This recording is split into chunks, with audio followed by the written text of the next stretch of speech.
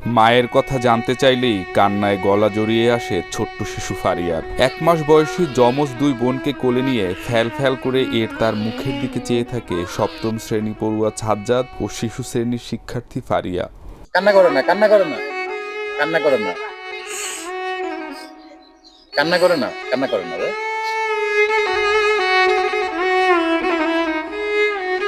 13 বছর বয়সেই নিজের আর 3 বোনের দায়িত্ব এখন বড় ভাই সাজ্জাদের। এতটুকু বয়সে যাকে মায়ের হাতে তুলে খাইয়ে দেবার কথা, সে নিজেই এখন কাঁদছে বোনদের খাবার জোগাড়ের তাড়নায়। ক্যামেরার সামনে কান্নায় চোখ ভিজে এলে ছোট্ট সাজ্জাদ হারিয়ে ফেলে বলতে চাওয়া দুঃখের কথা। মায়ের শ্বাস ছিল, পরে সে রাত্রে বেশি শ্বাসের কারণে সে মারা যায়।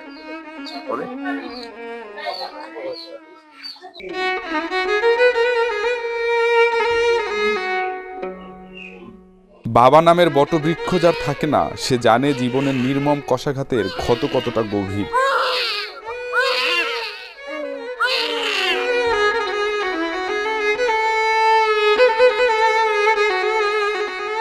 মায়ের মৃত্যু আর বাবার হাজতবাসে প্রতিটা মুহূর্তে চরম অনিশ্চয়তার মুখোমুখি হচ্ছে 2 নবজাতক সাজ্জাদ ও ফারিয়া।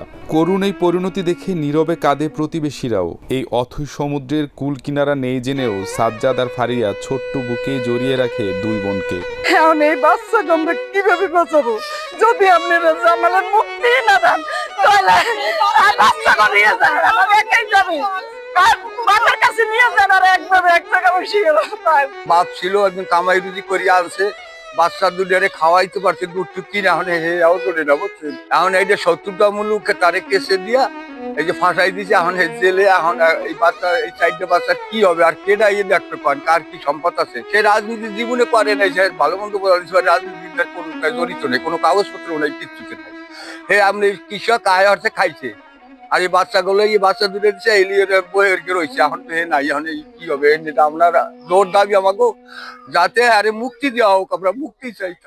যমজ 2 সন্তানের জন্মদানের 1 সপ্তাহ পরে স্ত্রী মারা গেলে ছোট ছোট 4 সন্তান নিয়ে অকুল পাথারে পড়েন গোপালগঞ্জের কোটালীপাড়া চিত্রাপাড়া গ্রামের দিনমজুর জামাল মিয়া।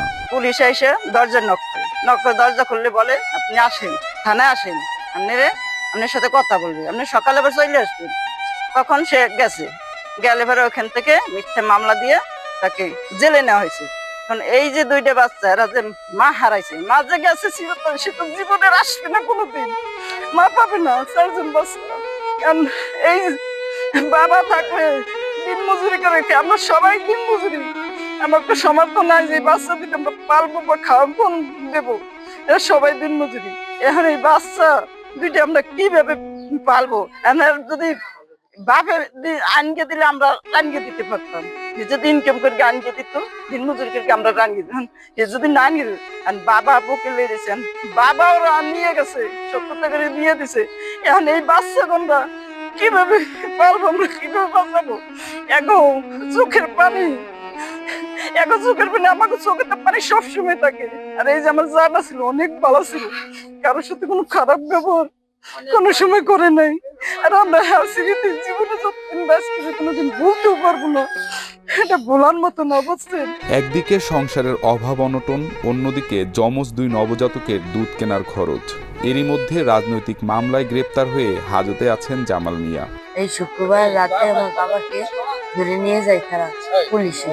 তারপরে তাদের সাথে যাই, আর আমার বলছি আমার বাবাকে ছেড়ে দিন, তাও তারা ছাড়ে নিয়ে চলে গেছে। 8 নভেম্বর রাতে কোটালীপাড়া থানা পুলিশ বাড়ি থেকে গ্রেপ্তার করে জামাল মিয়াকে।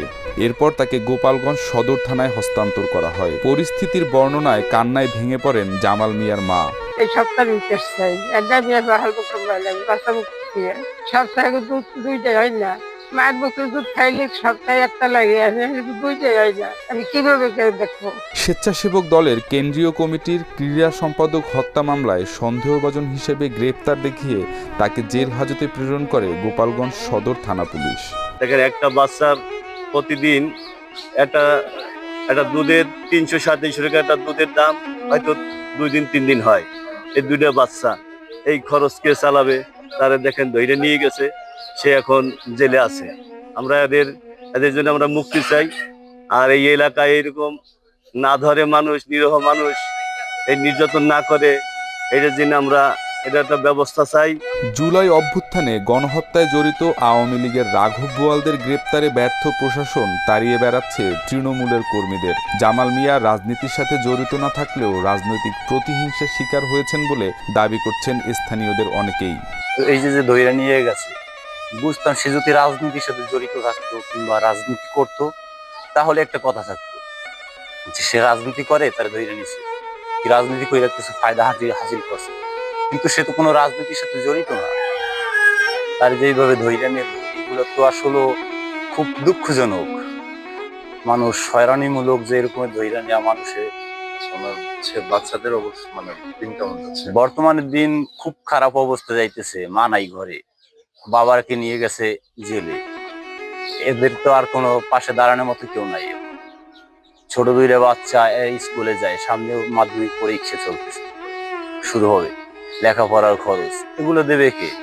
দুইটা বাচ্চার দুধ কেনার টাকা লাগবে না, মা তো নাই।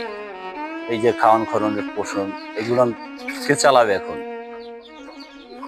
আসলে তো জামাল কাকা কোনো রাজনীতির সাথে ওই রকমের জড়িত না। আমাদের পার্শ্ববর্তী গ্রাম, আমাদের এই পাশের গ্রাম, ওই রকমের কোনোদিন দেখি নাই। তারপর মানুষের উপকার ছাড়া ক্ষতির দিকে গেছে।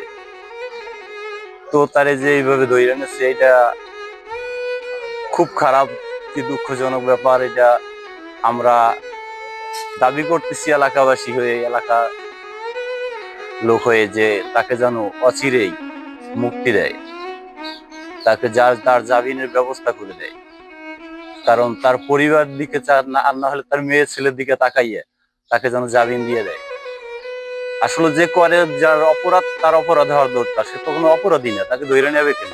কোটালীপাড়া থানার অফিসার ইনচার্জ আবুল কালাম আজাদ বলেন, উপরের নির্দেশে জামাল মিয়াকে গ্রেপ্তার করে সদর থানায় পাঠানো হয়েছে। সদর থানা থেকে তাদের একটা ছিল, আমরা বলে ধরে সদর থানা দিচ্ছি।